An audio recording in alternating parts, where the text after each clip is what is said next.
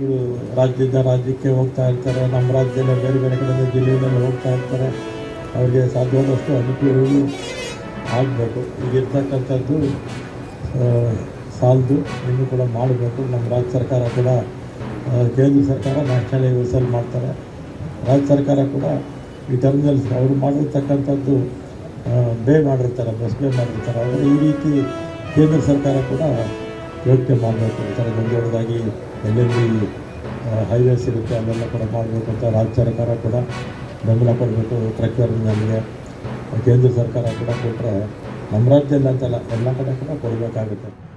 ಸುಮಾರು 37.5 ಎಕರೆ 40 ಕೋಟಿ ರೂಪಾಯಿ ವೆಚ್ಚದಲ್ಲಿ 20 ಎಕರೆಯಷ್ಟು ಡೆವಲಪ್ ಆಗಿದೆ. ಸುಮಾರು 400 ಡ್ರೈವರ್ಸು, ಡಾರ್ಮೆಟ್ರಿ ಬಿಲ್ಡಿಂಗು ಕೂಡ ಆಗಿದೆ. 400 ಜನ ಮಾಡ್ಕೋಬೋದು ಡ್ರೈವರ್ಸು. ಯಾಕಂದರೆ ಹೈವೇ ಅಲ್ವಾ ಇದು, ಪ್ರತಿದಿನ ಸಾವಿರಾರು ವೆಹಿಕಲ್ಸ್ ಹೋಗುತ್ತೆ. ಆ ವೆಹಿಕಲ್ಸಲ್ಲಿ ಲಾರಿಗಳು ಅತಿ ಹೆಚ್ಚು ಇದೆ. माँ के नाम एक पेड़ लगाना, सर्जन करना, संरक्षण करना, कम से कम माँ के नाम एक पेड़। आज ये नया नारा ले लो।